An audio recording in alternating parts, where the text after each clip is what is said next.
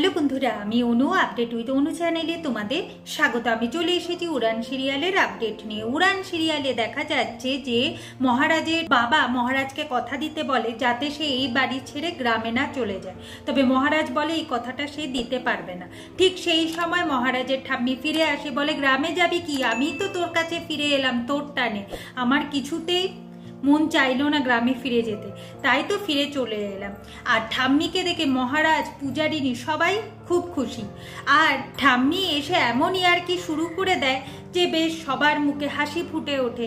তবে ইয়ার্কি করতে করতে পূজারিনী জানতে পারে যে মহারাজ বয়েজ স্কুলে পড়তো, আর সেখানে কি কি হয়েছিল, সে দাবা খেলার চ্যাম্পিয়ন ছিল, সমস্ত কিছু জানতে পারে। তার মানে স্কুলের খোঁজ পেয়ে গেল পূজারি। যেটা শুনে মহারাজ রেগে যায় পূজারিনীর মুখ থেকে, বলে কিনা বেশি কিউরিসিটি রাখবেন না, আমি পছন্দ করি না, আর আপনি এখানে দাঁড়িয়ে আছেন কেন, এখান থেকে আপনি চলে যান, এমন ধমক দেয় যে পূজারিনী সেখান থেকে বেরিয়ে যায়। অন্যদিকে তো সোমনাথ এখন চাকরি হারিয়ে ফেলেছে, তার বাবা মা ভাইয়ের কথা মনে পড়ে, আর ওদের কথা মনে করে আস্তে আস্তে সে পড়ে যায়, হাতে লাগে পায়ে লাগে, রক্ত বেরোয়।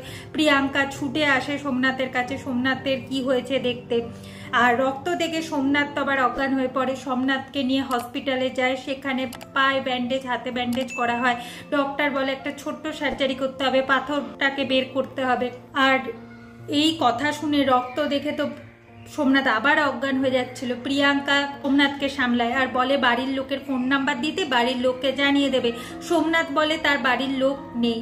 তখন প্রিয়াঙ্কা জানতে চায় তাহলে কি সোমনাথ একা? সোমনাথ বলে আমি একা নই, তবে আমার দিক থেকে সবাই মুখ ঘুরিয়ে নিয়েছে, ঠিক যেমন আজকে বস আমাকে দেখে মুখ ঘুরিয়ে নিল ঠিক সেই রকম। প্রিয়াঙ্কা বলে যেহেতু আপনার বাড়ির কেউ নেই তাই আমি আপনার পাশে এখন থাকবো, আমি যাই ডক্টরের সাথে কথা বলে আসি। সোমনাথ একটু আনন্দ তো পায়। আগামী পর্বে দেখা যাচ্ছে যে পূজারিনী পূর্ণিমার কাছে এসে বলে আপনি যে মেজো ছেলেকে সহ্য করতে পারেন না, আপনি জানেন যে মেজো ছেলে কোনো দোষ করেনি, আপনার বড় ছেলে সোমনাথ হলো খুনি, সে স্কুলে পড়াকালীন বিক্রমকে সিঁড়ি দিয়ে ফেলে দিয়েছিল, ওর মাথায় চোট পেয়েছিল, আর সেইভাবে সে মারা গেছে, আপনার মেজো ছেলে তাকে খুন করেনি। যেটা শুনে পূর্ণিমা অবাক হয়ে যায়। এভাবে আজকের পর্বটা শেষ হয়ে যাচ্ছে। আশা করি আজকের পর্বটা তোমাদের ভালো লাগবে। ভিডিওটা দেখবার জন্য আর আপডেট উইথ অনু চ্যানেলের পাশে থাকবার জন্য অসংখ্য ধন্যবাদ।